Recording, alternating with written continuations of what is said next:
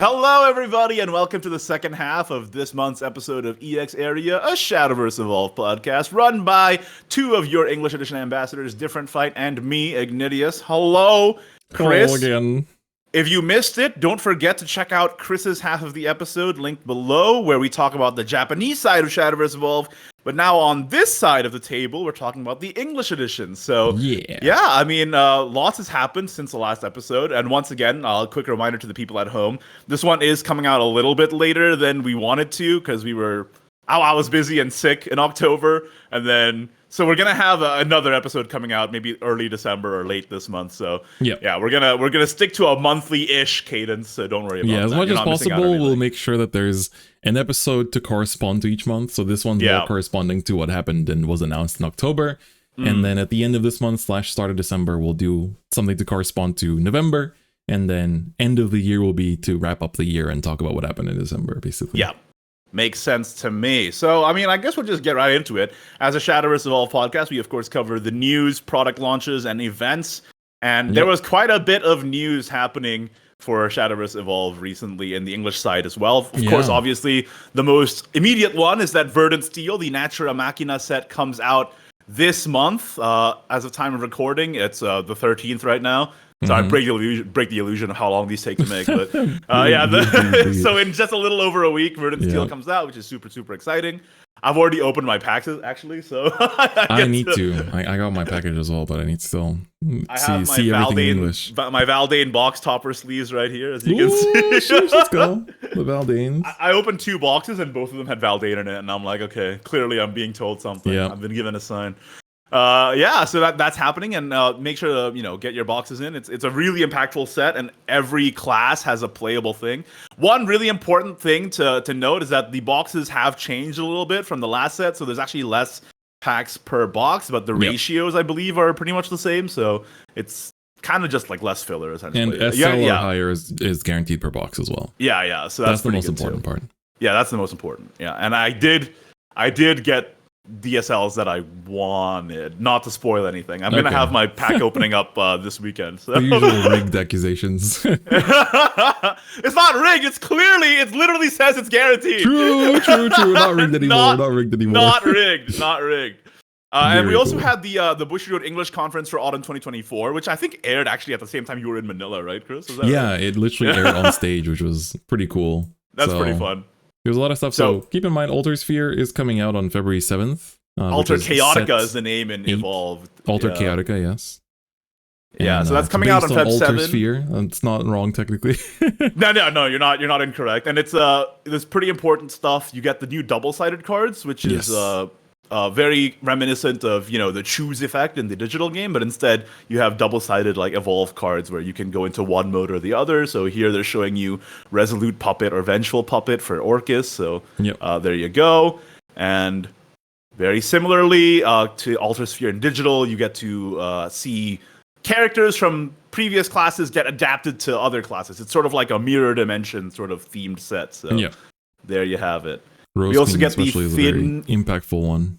We also get the thin foil tokens, which is nice. I definitely need some of those for the Otohime's Vanguard, because I do need that for Dragon in this set.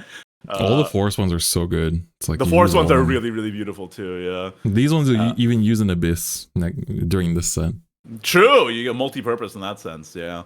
And then we also have the new special rarity Mysteria, which looks absolutely gorgeous. And just a great set. And we also have a release tournament happening from the launch of the set on February 7th until March 7th, I believe, where you can get, if you win the release tournament, you get a Sahakiel SL promo with the set logo hot stamp, and just for participating, you get Sekhmet, so... Pretty cool stuff. So definitely very nice. Good cards overall as well. So I mean, it's a pretty impactful set. Like, we know that Crimson Rose Queen is good for basically forever since the release of this set, and so definitely want to keep an eye out. It also includes a lot of I don't think they talk about it on the slides here, but this does include quite a bit of Omen support. So that's also very important. I believe set 8 is when we finally get Zealot of Disdain and Sneer, so I get to play Galmu again. Yes, exactly. She becomes good for a bit. So, but in general, a lot of the decks there get some really cool support cards. Legion especially gets like really, really good. Yeah. So that's yeah, that's Alterchaotica. And then we have set 9, which is Duet of Dawn and Dusk.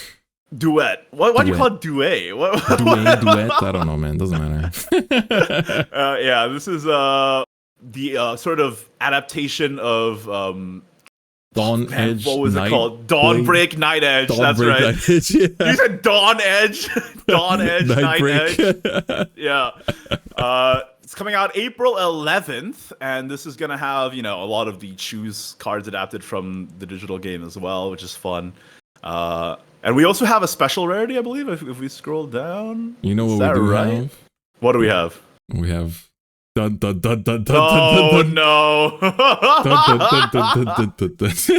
Scary. Yeah, Bat Blood and Bat Abyss, sorry, my bad. And Earthright Rune.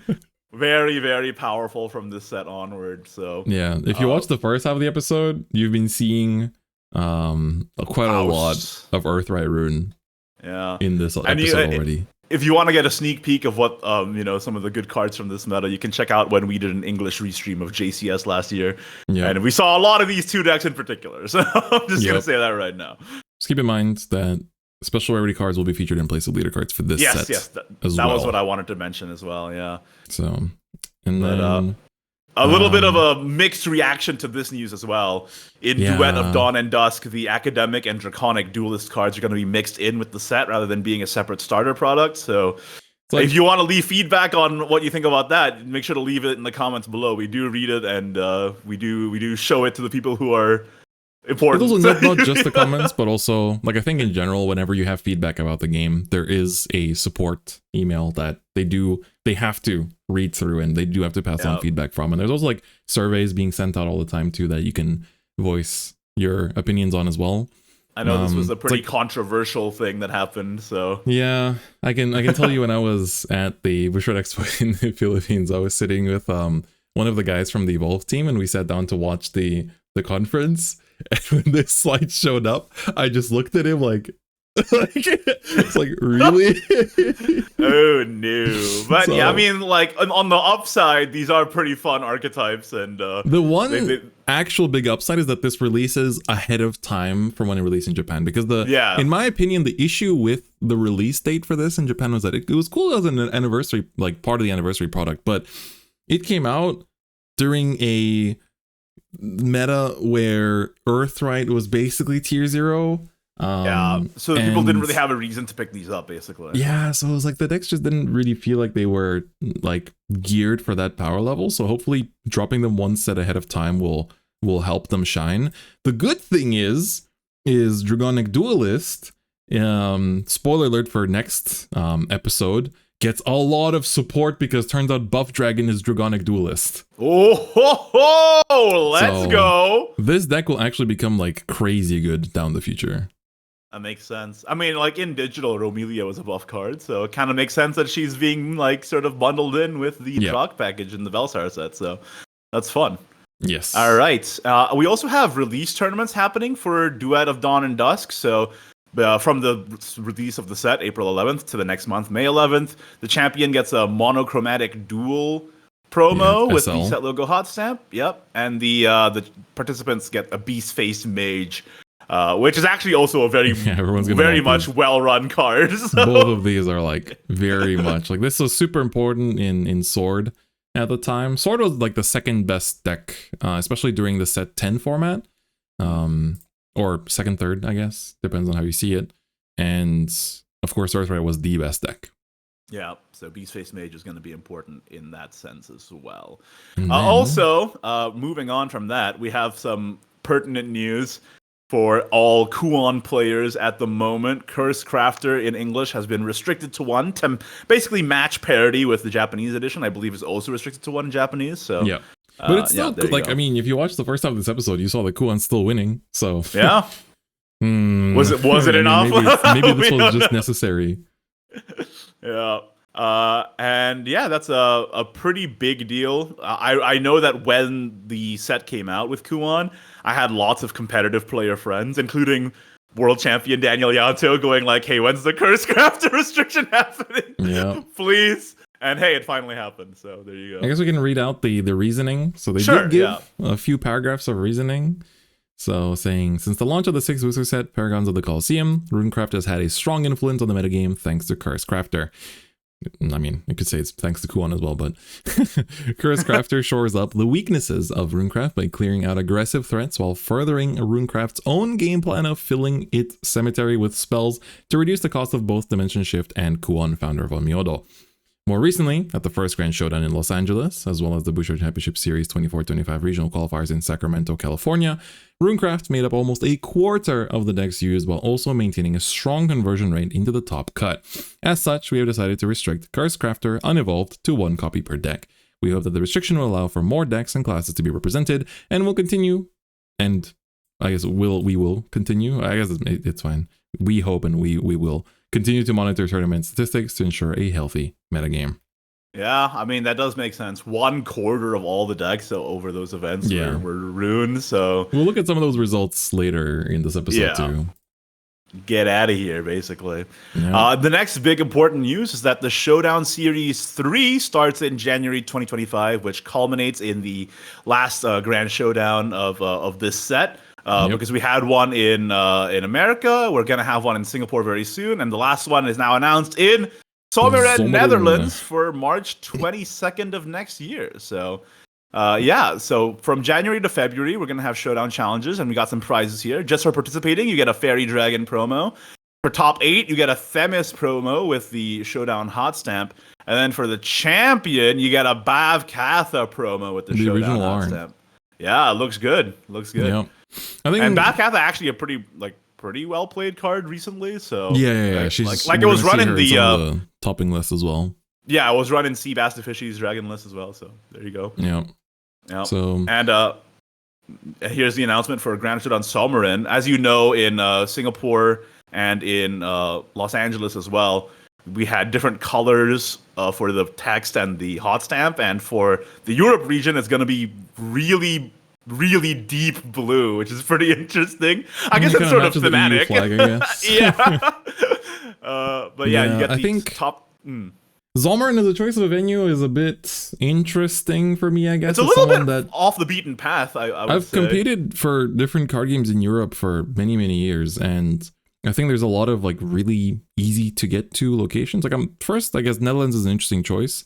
But I feel like Netherlands, we've had there's Aalst, I believe, and technically Rotterdam, I think also we've had events into. But then there's also just nearby, there's Cologne, which is also has huge venues that are really beautiful.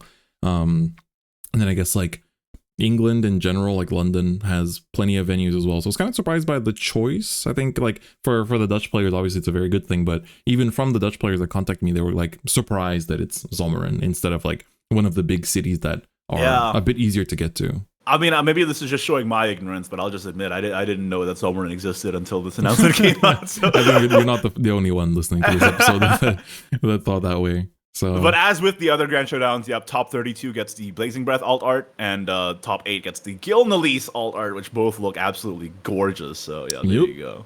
Looks very nice. Oh, hey look at your boys! It's the boys. So for the people of the audio medium, yes, it's true. New Ambassador Evolution points are coming out for all 3 of us this time, with Chris, Different Fight, me, Ignideus, and Kel, Red Zone Rogue, all getting special EPs to come. So, I still have quite a few of my old ones, but if you want, I can hand them both out now. They're pretty fun. I'm actually really close. After Philippines, I'm my stock is barely enough. I have I can no longer give out a playset to anyone. I think I only give out ones here and there. Before I had a lot of them, and now I'm only down to one thin little box of it. So I'm almost out as well. So this ends up coming at a good time, and we all have pretty fun poses here. I believe you're actually posing like a Vanguard character. Yeah, my pose. Some people already figured it out, but I always do poses based on anime characters from card game anime. And I should ask the team if I'm allowed to release the shots that didn't make it, because they're all from different characters, and some of them are pretty funny.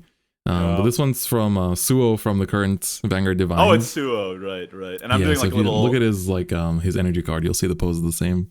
That makes sense. Yours is really cool though. The little heart with the evolve card in the middle. Yeah, I kind of like it too. That grew on me, and then Cal's doing like a "you've fallen for my scheme," holding the glasses kind of pose as well. yeah.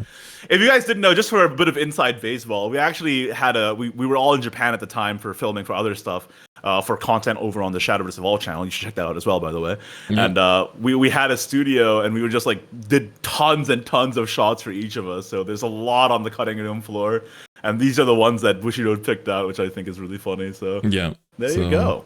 And you have the set. It does kind of look like very symmetrical with me in the middle there. Yeah, right. That's what I was thinking as well. Like actually, the poses line up really well. So that's might be why they chose these specific ones.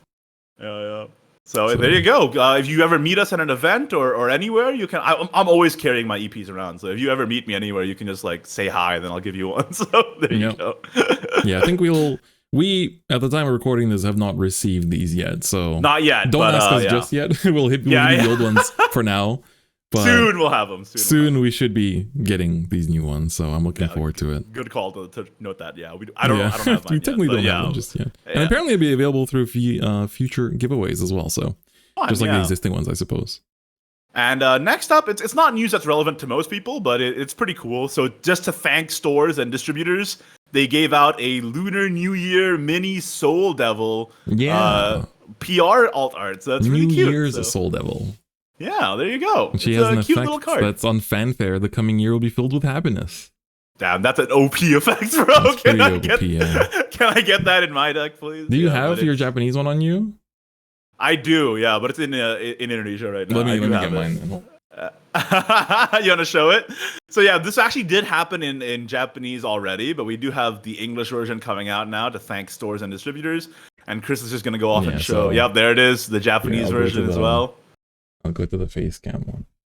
There it is. If it wants to focus. It's not focusing. There you go. There you go. It's very pretty, so yeah. So the Japanese one says, 2024 がハッピーな年になる. So it's like, so it becomes a happy, 2024 becomes a happy year. Nice. So, whereas the English one, it says the coming year. So. Oh, that's more OP. It's less specific. Yeah, I can play it in any year. Yeah. It's good for all the years. Yeah, damn. Any year. Speaking of Lunar New Year, we actually have some more announcements. We're going to have some tournaments. We don't have any information about it yet, really, but we do have this PR Serpent token, which is going to be part of the Lunar New Year tournament. So keep your eyes out for that, basically. Year of the Snick, after all. I mean, and it's also relevant because in Alterchaotica, just so you know, Runecraft Sweet Devil Medusa, or whatever she's called, is really strong. Yeah. So the Serpent tokens are going to be relevant. Yeah. It's an SL version of a token, too, which are like pretty rare. So it's going to be pretty exciting. Yeah, and that's fun. And that's basically all the news from the Bushiroad English Conference Autumn. So moving on, we actually do have more news aside from that, but not too much here. But basically, Orcus Vengeful Puppet, Crimson Rose Queen, and Viridia Magna playmats are now available for pre-order on Bushy Supplies, and also a Mono Garnet Rebel playmat too. Which I totally so these are the two new ones. So these released in February. Yeah. Just around the time when the set comes out. It's really, really pretty. And I just have to give a shout out to Bushy Supplies Initiative for doing like English-sided merch, and they're all really good too. So the Japanese players also are like really looking at these too. So I gotta give props. It's cool. Especially I like the Rose Queen a lot because they actually put in some details that the other mats don't have. So she actually has like the petals. Yeah, it looks really good, and I love the fact they have zones on it too. It looks right. It's so nice. It's really, really nice. So big fan of that one. And then, all right, I guess now getting into the event information. That's right. So quite a few events happened. So if you guys didn't tune into the last month's episode, we did make a prediction of what would win Grand Showdown Los Angeles, which happened in late September. And we were both wrong, okay? Because the winner is actually the Stain Dragon. So this was a big surprise because Seabass the Fishy, the winner of the event, actually like contacted me after and told me, he was like, yeah, I was a Vanguard player in the from the beginning, and never thought they could like make it this far, but they're really happy they could make it with Galmi all the way to the top. Like I was very surprised. I was watching the stream. I was in Osaka at the time. Actually, I was traveling, and so I was just like watching in the morning when I woke up, and I was like, "Wow, oh my god, Galmi is actually going to win this thing." I remember in our previous episode, we were doing like, oh, how many Kuons you think are going to be in the top cut? And then by the time top 4 rolled around, there were no Kuons. And it was like, wow! Forest. Like, yeah, 3 forests and 1 disdain was the ended up being the top 4, which is absolutely incredible. And the disdain list was a very interesting one too. So no PDK, with Oracle, with Bavkatha, no Bellringer. So it's sort of like a mix between the neutral version and the ramp version, and it ended up doing really, really well. Yeah, this was no PDK is definitely quite surprising, because we definitely didn't see that as much. But I guess instead of PDK, you play the Bavkatha to like help dig for pieces, give you a bit of recovery as well, because you know the deck has like no healing. So being able to have access to some healing thanks to her is really good. Of course, her evolved body as well has really strong effects of like dealing damage, or you know just kind of like drawing new cards by putting stuff to the EX area as well. And then you just kind of make a game plan of like burning a bunch with Galmu, doing some chip damage with stuff here and there, and then Forte for game. Usually will close it out unless they're on 6 defense and you just burn them for game with Galmu as well. Yeah, really strong deck. And it's super exciting too to see this doing so well on the English side, because as 2 Galmu fanboys, we're definitely very proud. You're more of a Galmu fanboy than me. That is not my beautiful wife, but I do like her.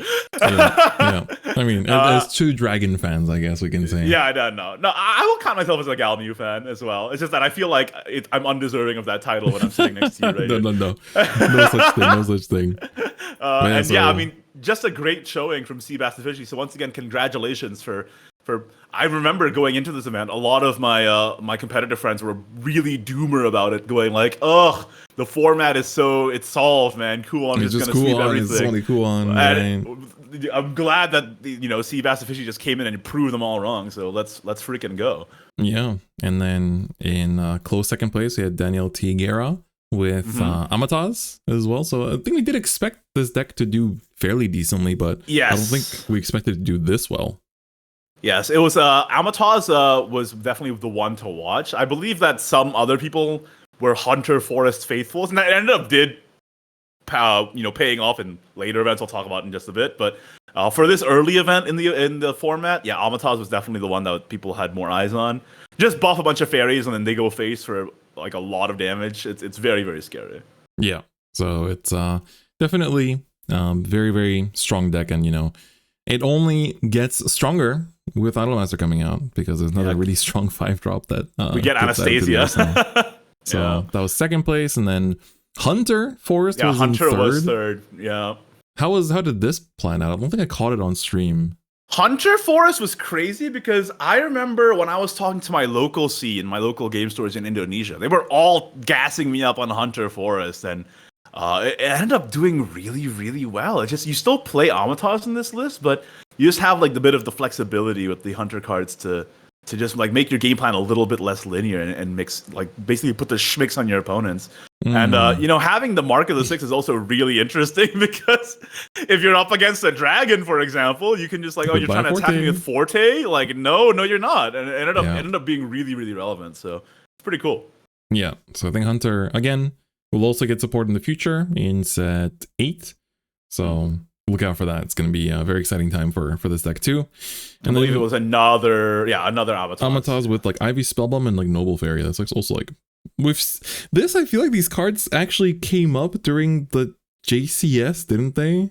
Yeah, Noble Fairy was an interesting tech during this time. I remember that we were kind of hyped up to see that one. To be honest, it didn't pop off as much as I would have liked it to. But it was still relevant. So yeah, pretty cool. Just to like replace one of your opponent's followers with a fairy and sort of like mix them up that way. But yeah, it wasn't as good as I would have liked, given how interesting the tech is. But it's still pretty cool. Still really cool though. Yeah.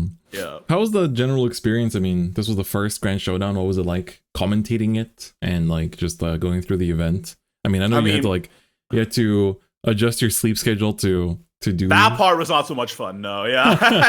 I had to put myself into the American time zone, and it screwed me up for literally like a whole week afterwards. That part was not fun. The actual event was fantastic though. I really liked it.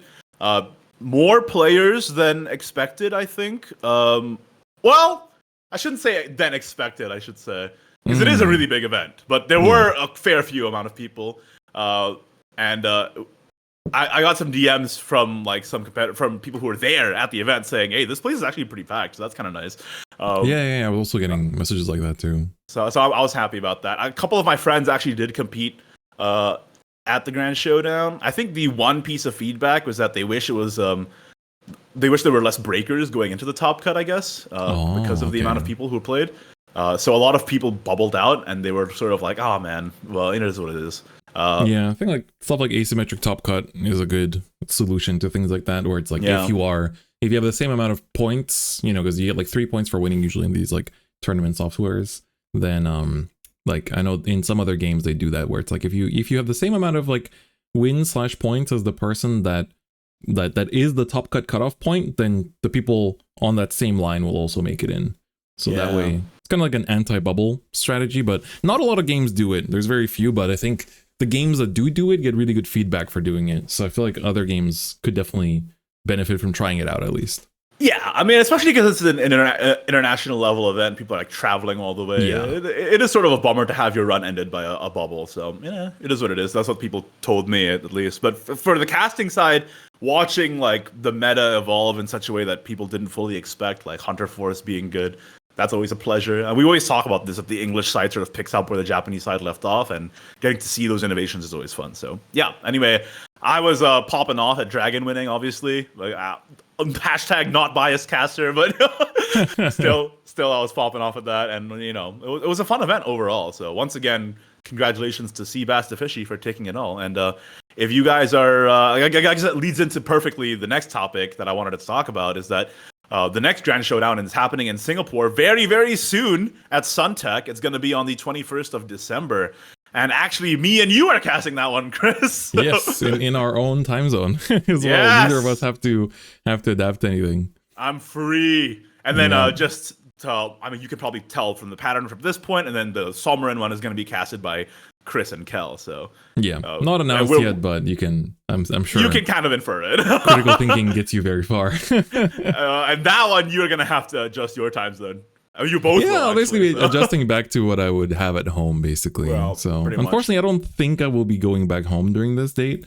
It actually, I sometimes think about it, but I like this specific time is like when Japan is the most beautiful, because it's like the sakura season. Yeah. So I always tell my parents, like, you guys better come here than me go back home. Fair enough. But yeah, basically, if you were interested in the Grand Showdown LA, but it was too far away, you're more in the SEAO area, well, then come down to Singapore. It's a beautiful place to visit. Lots of great food experiences, and Grand Showdown Singapore is happening. And you can get my personal favorite hot stamps of this series, the red ones. Yeah, the red ones really good. They look really so...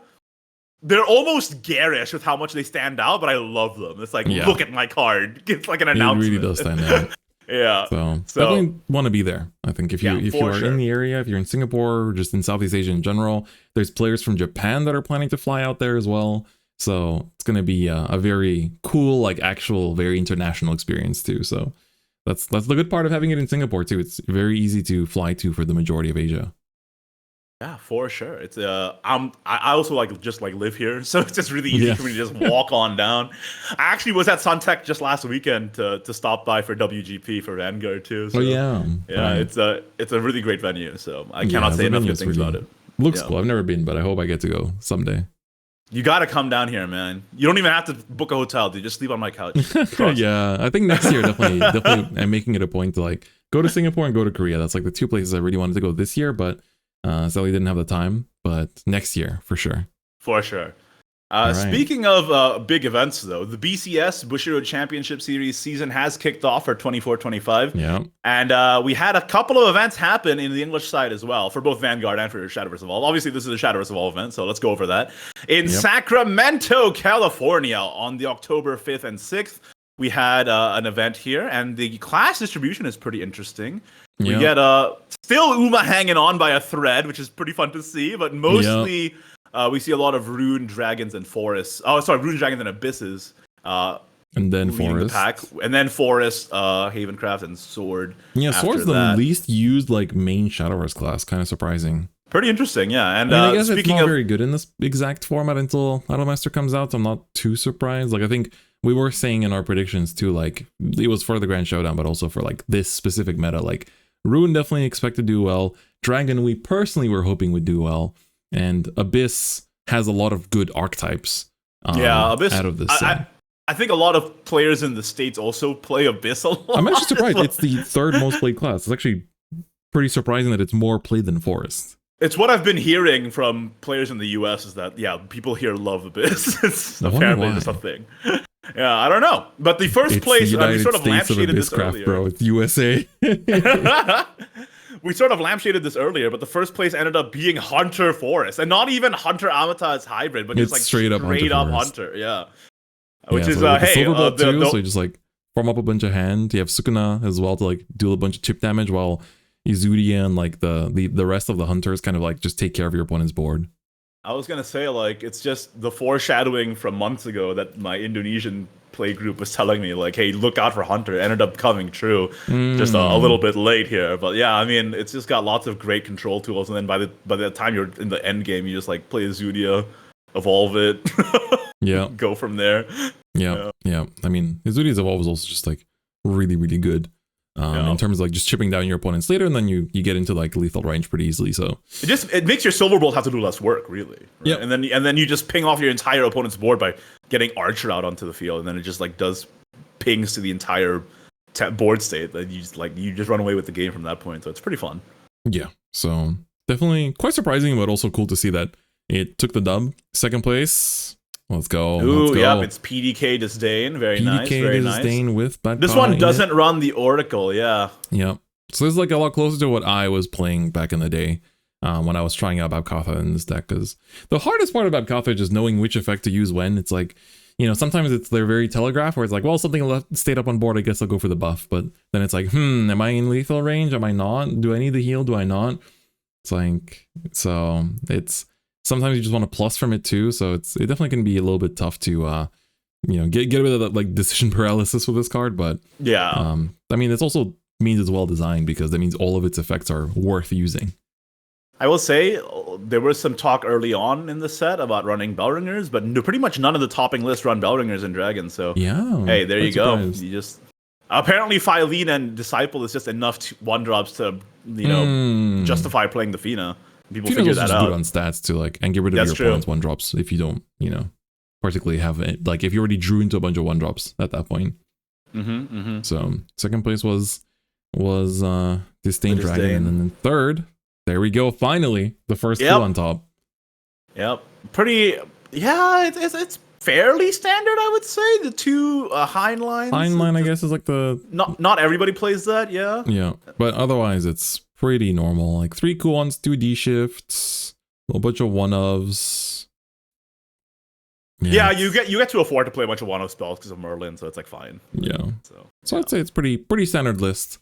Of course, it will change now with Cursecrafter going to 1, but otherwise it is very, very good. Also has the Millie leader card, the English exclusive, and then the biggest surprise is that fourth place. Good stuff, Courtly Dance Heroic Entry Sword came in fourth. It's the fun part about Heroic Entry these days is that you actually also get to pull Disciple of Usurpation off of it, and that's also just fine. So like, it's you have a lot of more targets. Courtly Dance also finds you a lot of the good targets too, like everything except for Leonidas, basically. So pretty much, yeah. This deck is very, very YOLO though. It's very aggressive. It dies to things that counter it, and it kind of dies to itself sometimes if you don't. If I was playing an event, like I could never, man. Like I would just like never draw my curve and then lose in the I think you have to be very brave to be bringing this deck. But I mean, being able to bring it and finish in fourth. Shout out to Fresh Cabbage for finishing in fourth with it. I think there's also we also have G Gordon in third with Rune, and then second place was Peak Atju with Dragon as well, and then Remini with the Hunter Forest as well. So this was in Sacramento. Very huge event. This is also the first BCS in Sacramento in like 10 years. So, oh, really? Yeah, the last time there was a Bushiroad major event in Sacramento was back when Vanguard didn't have G. It was still in this original era. Not even G had come out. There was no G zone. So this was back when the very beginning of Vanguard. For those of you that are Vanguard players listening to this was back when Nouvelle was out, which was one of like the first ever grade 4s in main decks. So And ever since then, it's actually exactly 10 years ago, 2014. That's pretty cool. A triumphant return to Sacramento for BCS here. Yep. Yeah, very cool event. Yep. And then next up, we also have the BCS in San Jose in Costa Rica. Yep. And in this event, we're seeing a bit First more... Idolmaster. Yeah, Idolmaster has come out. So by this point, the first event, Idolmaster wasn't out yet. This time around, it has been. Overwhelmingly, like, tied in first is Forest and Dragon, which is a little surprising. Yeah, right. And Rune is way down compared to the last BCS. Yeah, tied with Sword. Haven's the only thing that's below it, I guess, outside of Uma. Yeah, Uma is still somehow hanging on with a 2.44%. And then Idolmaster, after launching, is the the third most represented here with 17.07%. Let's take a look at the decks, I guess. Yep. So we have in first place, Esteban actually won with Cool, I believe. So yep, this is Cool. Well, actually, it's Cool, but he also has Mio Honda. Oh, wait, that's the Cool Mio Honda, right? So she's technically not Cool herself, but the Uzuki package with Mio is, and this Shiburin is normal in this deck. Right. Okay. The only thing that's like not very common is the Kanzaki Rango. She is a Cool, but she can be a bit awkward because she has to put her evolve basically looks at the top 4 and puts a card into EX and buries the rest. But if you haven't been able to clear one of your magical items before you play her, then you don't have space in the EX area. Yeah, that's true. So you really need to play Uzuki before that, basically, to clear that out. Or like either an Uzuki or like use a lesson on the Shiburin or something, like something that costs less than 1 just get it out. Yeah, but we were pretty much saying that out of the archetypes in Idolmaster, that Cool is probably the most performant. It just goes super fast. You have so many storm cards. And then in the end game, you even have Fumika to just like, okay, now I just flood my board again. And what are you going to do about it? Damage. Like you thought I was out of resources, and then suddenly I just have another board. So there you go. And like the Kamiya now also just randomly wins you games too. So I was playing this deck a lot while I was in the Philippines. I was basically just like rotating through all like the Idolmaster decks, and I was actually surprised how fun Passion is, because I didn't really play it much when it was out in Japan. I did own it, but I just didn't really play it. But Cool really is like, I would give it to people that have played like barely any Evolve, and they would be like, oh, okay, I see, this is how you use it. And they just like rush me down. I'm like, whoa, hold on there. Calm down now. So congrats to Esteban for the first place finish with Idolmaster. Sure. Right out as a new set launches too, which is pretty cool. And then still new set related, second place, Liang 14 with, this is basically it's Amataz. Amataz with the addition of Anastasia and Yumi Aiba. What does Aiba do? So Yumi Aiba is, she needs fashion followers for her fanfare, so let's ignore that. But she evolves for 1, and on evolve, she chooses enemy follower with 3 defense or less and bot decks it. So she's like, kind of like a Crystalia Lily. Like I was just gonna say, it's just 3 more copies of Lily. Yes, like, so just good removal, because bot deck is very hard to like, you can't revive it or anything. So yeah. Wow, there you go. And Amataz still going strong. Anastasia is such an insane card.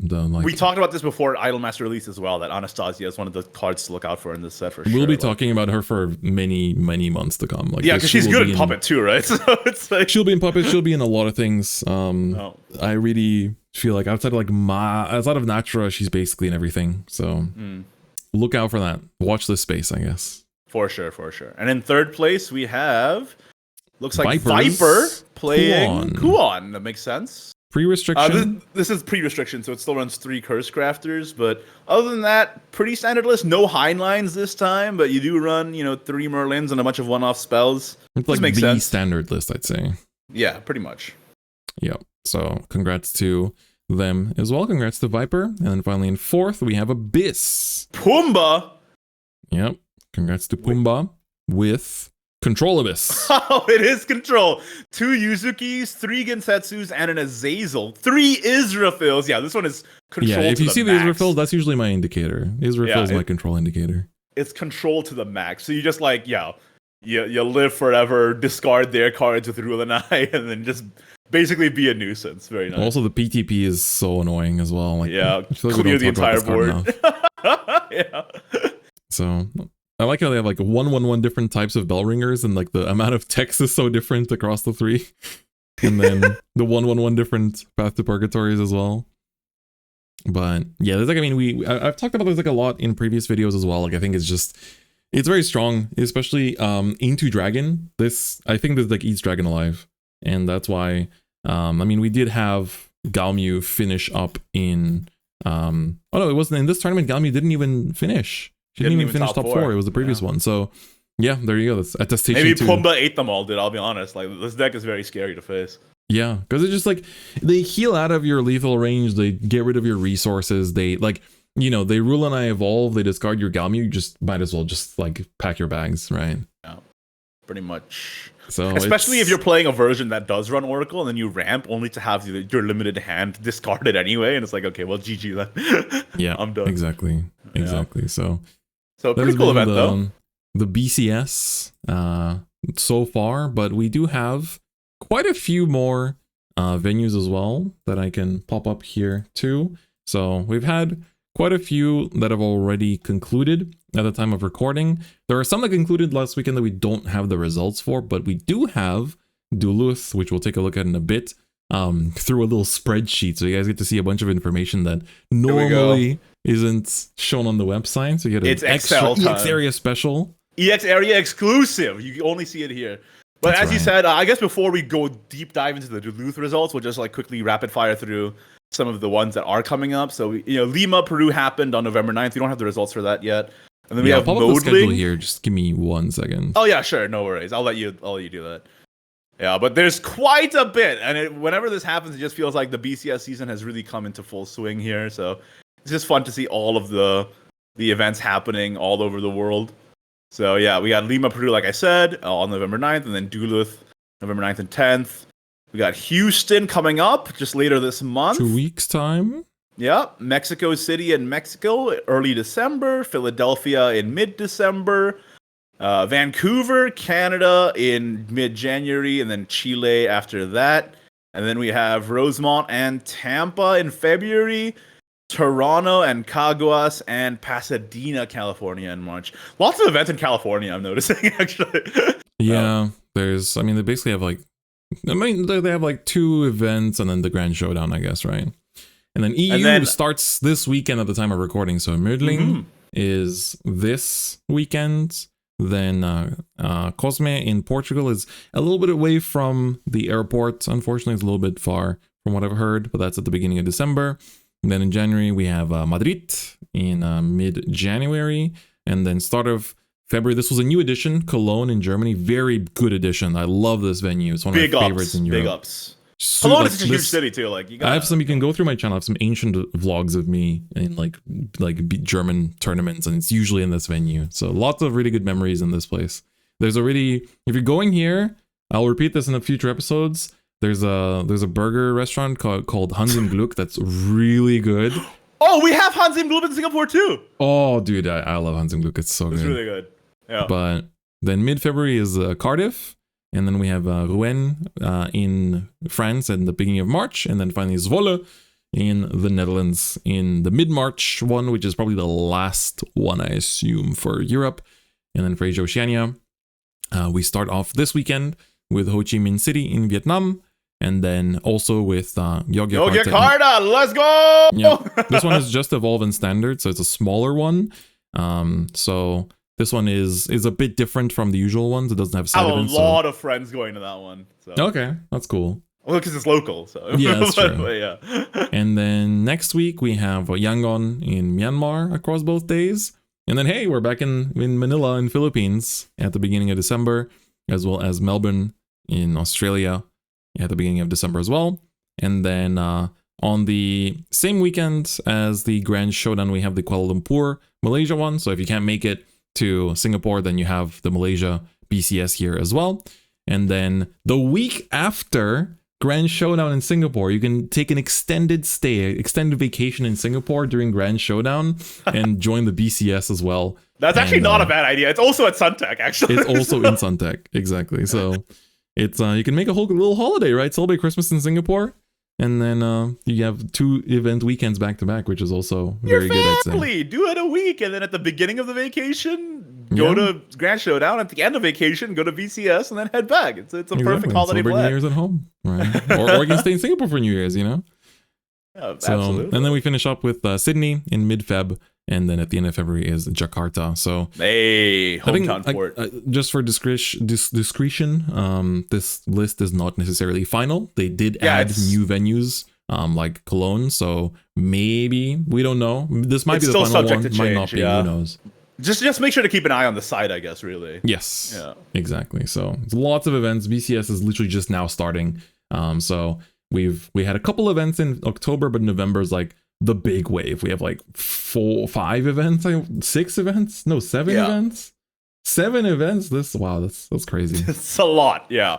And I just want to say, to cap it all off, of course, we have the World Finals, which has been announced to be in Tokyo, Japan, on the 2nd of May. So yes, that's going to be what it's all leading up to. So, that is also the day before the Bushiroad Card Game Festival, which Evolve is always present at, and all the entrants to the Bushiroad Worlds get a 1-day ticket for free into the Card Game Festival. Me and Igni were there last year. I'm there every year, but Igni joined for the first time this year. It was my first time going there, and I picked up tons of exclusive merch. I walked around, like, played demos for upcoming products. Being able to speak Japanese, like you still get a lot out of it, right? Yeah. I mean, to be fair though, I was just like following you like a little duckling. I was just following you around. Yeah, so it's a really good experience. I recommend going for both days to really experience the entire weekend there, because it's a really good time. The World's venue is Tokyo Ryutsu Center, which is next to Haneda Airport, but the festival venue is in Big Sight in Odaiba, so it's a bit of a train ride away, but it's pretty easy to get to from the World's venue to the festival venue. So if you're not, unless you want to like travel around Japan and you want to leave immediately after Worlds to like other places, then I really recommend joining the festival, because it's a super, super good time. It's like one of my highlights of the year every single year.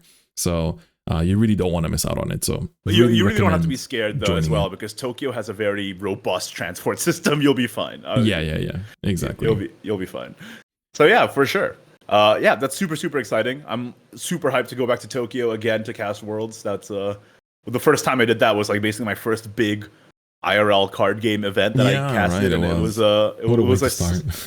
such a fun experience. And I'm super, because the first year I went, I was basically just meeting everybody, and now the second year is when we're already friends, so it's going to be even more fun. Exactly. For me. So I'm excited for it.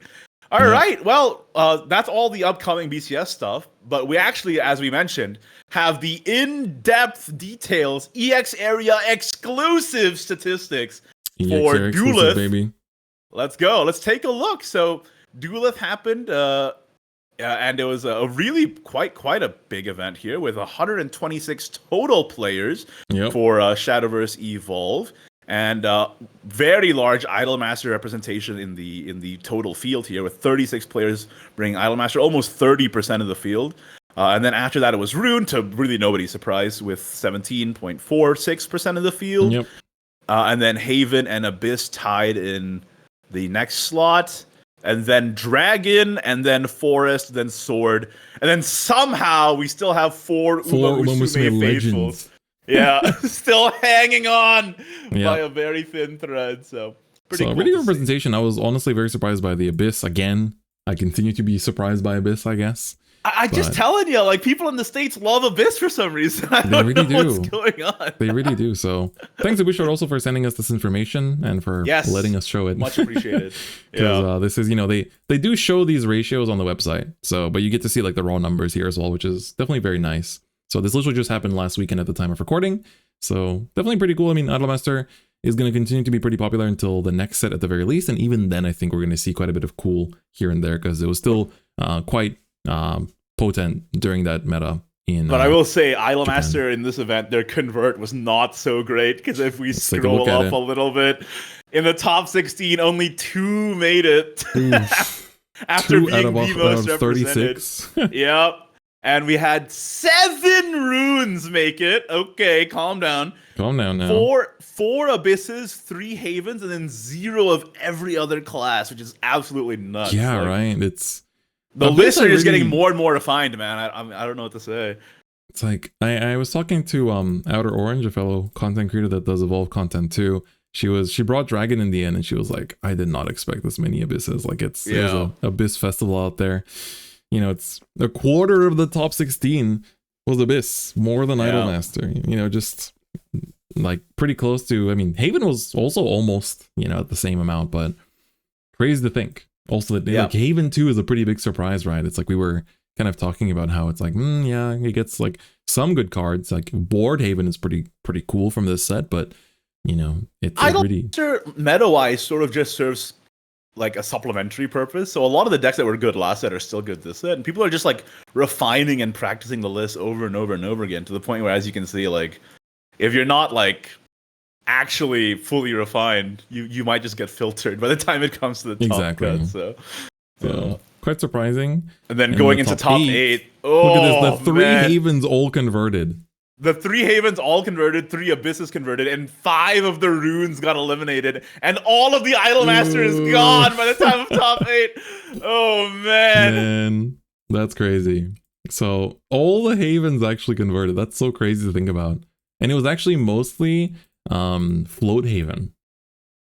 Interesting with the Karula. Yeah, so we can actually take a look at the lists, I think, because we do have literally the deck logs and the classes they use. So normally they only show you the top 4, but here we have Pleb, Juan Cena, Enjoy, Timmy T Soul, Nova TCG Shadow, The Blue Rue, and Brian M as the top 8.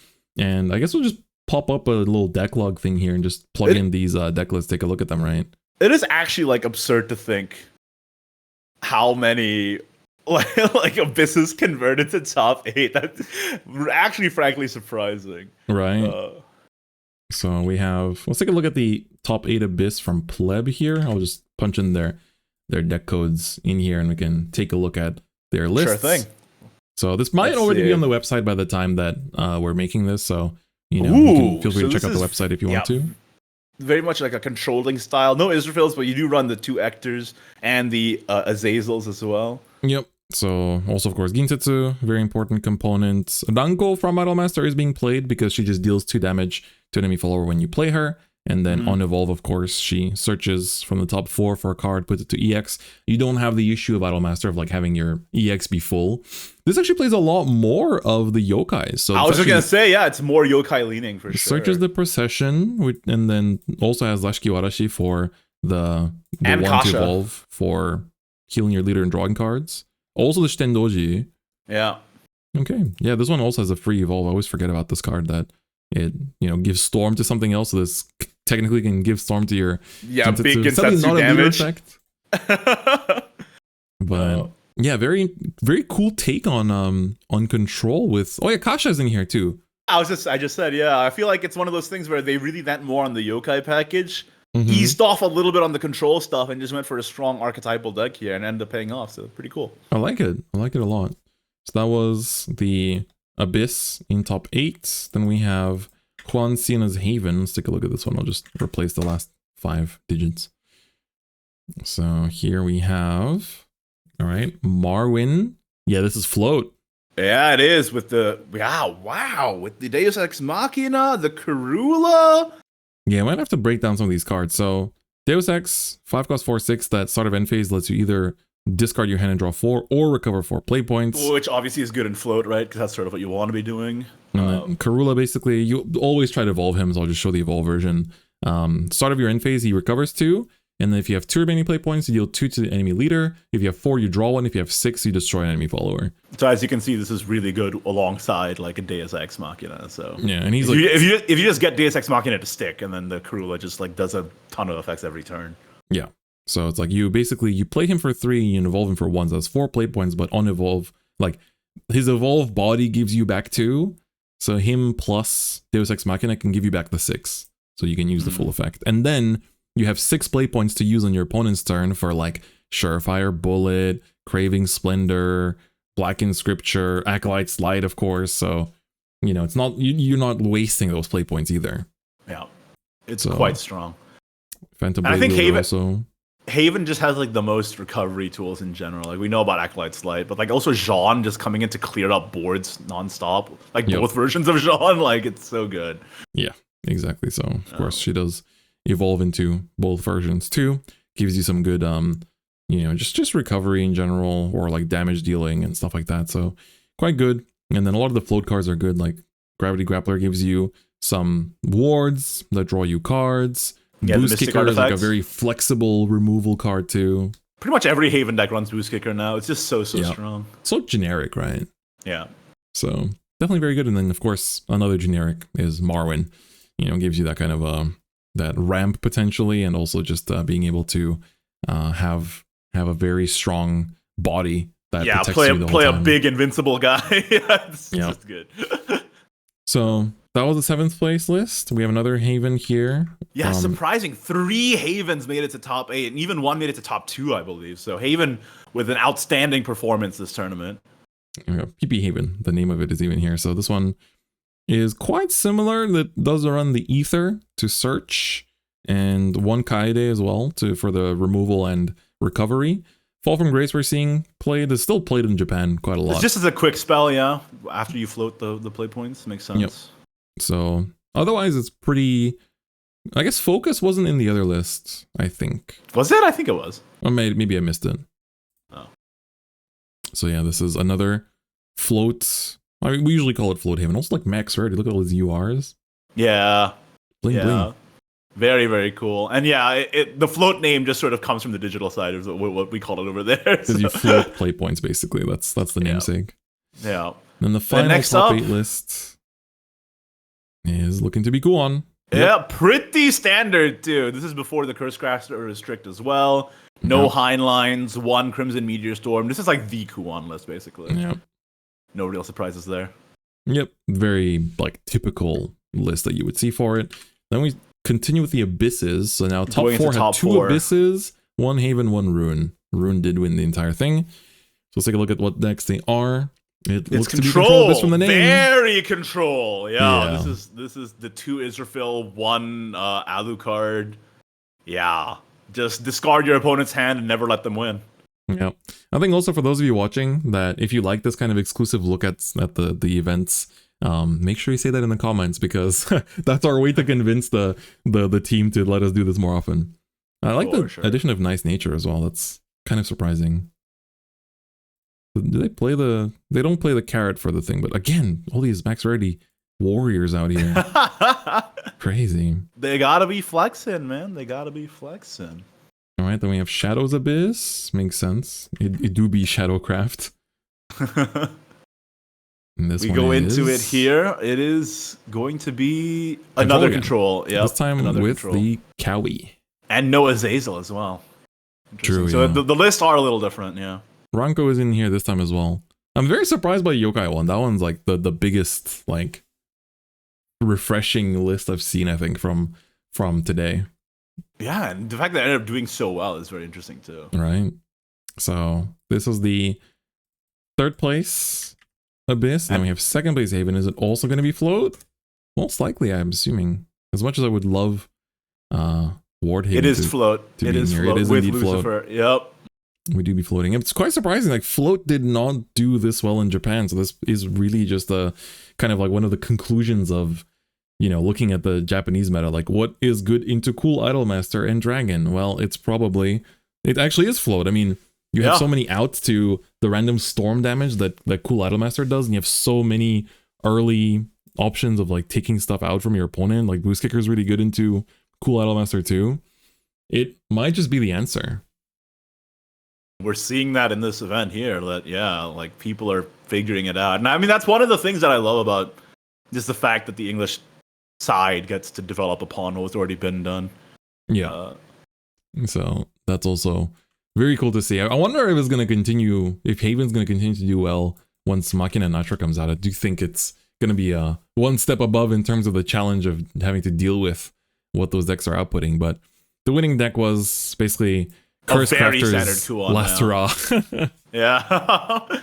Incredibly standard Kuon list. But hey, that just goes to show how powerful Kuon is even until this day. So there you go. Is this the first Kuon win? For a big event? I believe so, BCS actually. Yeah. Win. I think we saw it in 4th in the other one. Yeah, in Sacramento, Hunter Forest won, and in San Jose, Idolmaster won. So yeah, I think this is the first Kuon win. I'm not sure what happened in Lima. We don't have the stats for Lima yet. But yeah, we didn't get Lima yet. So that'll be up on the website, I guess, maybe after this episode is out or before it's out, even maybe. But yeah, I mean, congratulations once again to Brian M for winning Duluth. It's a pretty big event, and yeah, definitely the takeaways: Haven and Abyss performing much stronger than people would expect. And Kuan winning the whole thing. It's fine. They can have one. They can have it. Let them have it. It's okay. Let them have it. They're losing Curtis Crafter soon, so it's fine. Exactly, yeah. All right, that was the deep dive into the Duluth stats. I guess moving on, the next most pertinent thing is the release of Verdant Steel happening this month, as we said. I don't think we should go into every single card. Yeah. But I guess we can just say what the top 3 most exciting things coming out of the set before we move on to the ending segments of this episode. When you were playing in Japan, what was your most exciting stuff that you were playing in Verdant Steel? So I'll just kind of pop this up here. We can actually do this by. So have to look at the Japanese side, but I think we talked about this in a different video, but I think overall Sword was really, really highly rated and by far one of the best performing decks, but it was very micromanagey and very easy to misplay with. And for that reason, I do think it was a little bit difficult to master. I think the 2 decks that really just want to do their own thing are Mono, that your opponent will try their best to stop you from doing your thing, and Latica as well. And I kind of wish I played more Latica back then, so now I really want to make up for that now with the new support that the deck got in Japanese. And aside from that, I also played a fair bit of Valdane, but I didn't really like the deck too much myself because it was just kind of like a stall deck of just burn. And I really enjoyed the more mid-rangey feel of Gamyu. So the stall burn style of play wasn't really to my liking too much, for better or worse. But there was a lot of really cool stuff, and I'm really happy that this set got the big wave of support in Japanese now as well. But I think for me, if I were to join the BCSs in this format, I'd definitely just be kind of just maining Latica. And also, I give this tip in a future video that'll be out, but I'll give it here as well. If you're playing in the BCSs in this format, choose a deck early and stick with it the whole time. A lot of these decks are very skill intensive. There's a lot of micro decisions to make. What you discard, what you need now, what you will need in future turns. Should you keep this? Should you not? It really is quite difficult to master a lot of these decks. So especially if you're playing Sword, start practicing it as early as possible because it's gonna be pretty complicated. Yeah.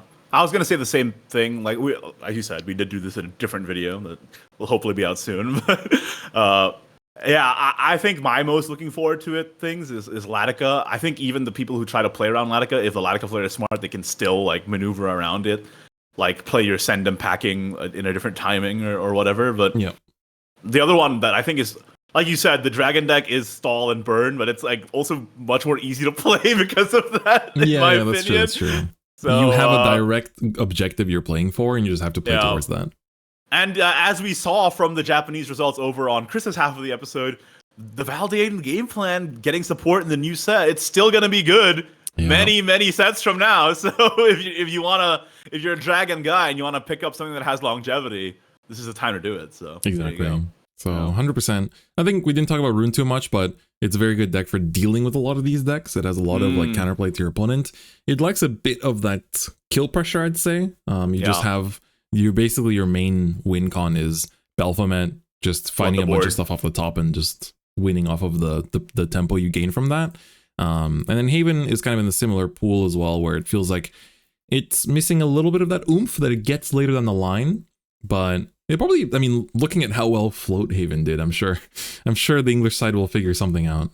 Yeah, some of the Haven deck builders will figure it out. Like you were saying, if they're playing just Baphomet to build a board, if people are just playing Themis, I guess the meta could end up looking a little different in the English side. So there you go. So I think we'll make more in-depth predictions and discussion on the meta for this in the next episode, because we'll look at the first 1 or 2 BCSs. Let's see, this releases now next week, right? Mm-hmm. And then the first weekend will not have it legal. So I think, I guess that means that the first BCS to have this legal is Mexico City on December 7th and 8th. Yeah, because I believe it comes out November 22nd, right? Yeah, so that means the first weekend of Houston and Myanmar will not have it legal, but I guess maybe we'll take a look at the results. Maybe we'll film the next episode like right after Mexico City, and hopefully we'll have the first BCS results from there with Verdant Steel legal, and then we can do like a more in-depth discussion about our predictions for the Grand Showdown right before that, as well, as that will be happening on the 21st. Yeah, that makes sense. And then at the end of the year, we can talk about the results of the Grand Showdown and then wrap up the year of Shadowverse Evolve. So exactly. Yeah, so I think it'll be quite nice to discuss as well. So I think overall Verdant Steel is looking pretty cool. We both have content. You just had a video come out, actually. Yeah, just now, about the adaptations and how they translated the digital effects into real life. So that was a fun one to make. Yeah, I will say some of them are very, very different. Yeah. Lamonia is both very similar and very different at the same time, right? Lamonia is like a completely different person. I don't know what happened to her. Who are you? But it's pretty fun. So there you go. Yeah. Well, we are winding down the episode now with the last two segments. We have the more fun, gamey one here. Guess that card. Last time around, I gave Chris a card to guess. It's basically Akinator. We ask yes or no questions until we figured out what's happening. This time around, I'm the one who's guessing. Do you have a card picked out in your mind palace, Chris? I do indeed have a card picked out in my mind palace, Igni. Okay. Is it... I'll just go ahead and start right away. Is it a Verdant Steel card? It is not. Is it an Omen card? Nope. Now that makes it hard. I was just going to guess Galmu immediately if you said it was an Omen card. I'm not picking it for myself, dude. Is it a Coliseum card? No. Oh man, are you serious? Is it an Idolmaster card? Nope.